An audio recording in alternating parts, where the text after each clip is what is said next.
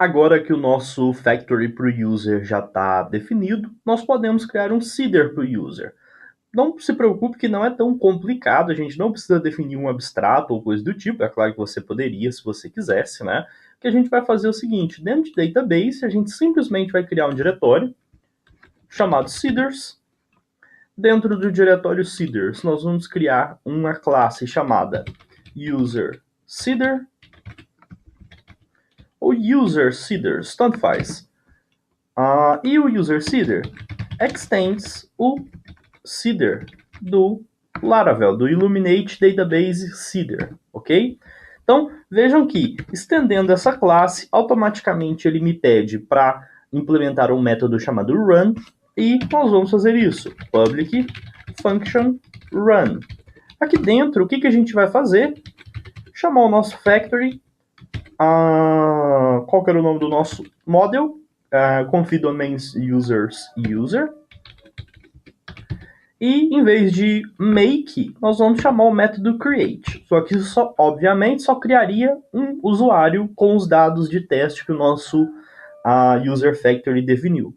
Em vez de nós vamos chamar o método times, vamos falar que nós queremos 30 usuários, por exemplo, tá? E está pronto, o nosso seeder está basicamente pronto. Você poderia quebrar em mais de uma linha para poder ficar mais legível, mas não tem muito mais do que isso, tá? Então, o Model Factory nos ajuda criando dados falsos de uma forma muito tranquila, só que isso aqui ainda não funciona porque esse seeder não está registrado em nenhum lugar. Uma das técnicas era dentro da pasta database, que a gente já deletou na pasta anterior, você fazer o tscall para poder chamar outro seeder, no seeder padrão. Só que a gente não precisa disso. O que a gente vai fazer no lugar? A gente vai entrar em Domain Service Provider, vai criar um método protegido, protected function, register seeders.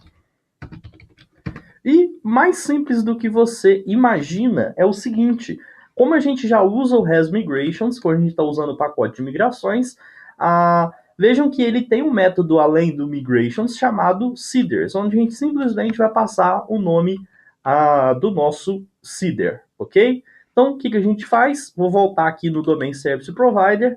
Aqui dentro a gente vai falar this seeders, e dentro de seeders recebe um array, e o array a gente só tem um por enquanto, né? Que é o user seeder e a classe dele. Bom, basicamente era isso. Se você tivesse outro, você ia registrar ele aqui. Só que o que eu vou fazer agora? Eu vou registrar esse método register seeders aqui no meu método register, e voltando aqui no meu terminal, eu posso simplesmente chamar o comando php artisan migrator -seed. Vamos fazer um refresh aqui para vocês verem que a gente ainda tem as nossas migrações rodando. Ele automaticamente migrou as migrações que a gente criou e rodou o nosso seeder que está lá dentro de users database seeder. Ok? Vamos rodar aqui no Tinker.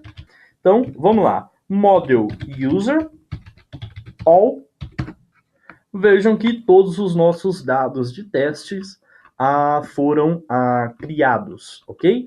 Então, basicamente era isso, era como você consegue registrar os seus seeders da mesma maneira que você não precisa daquele diretório database, e tudo que é agora relacionado ao nosso usuário, né, aos usuários do sistema, o domínio de usuários, está registrado aqui, tanto o model quanto o factory. Quando a gente for implementar repositórios, a gente vai colocar os repositórios e interfaces aqui dentro também.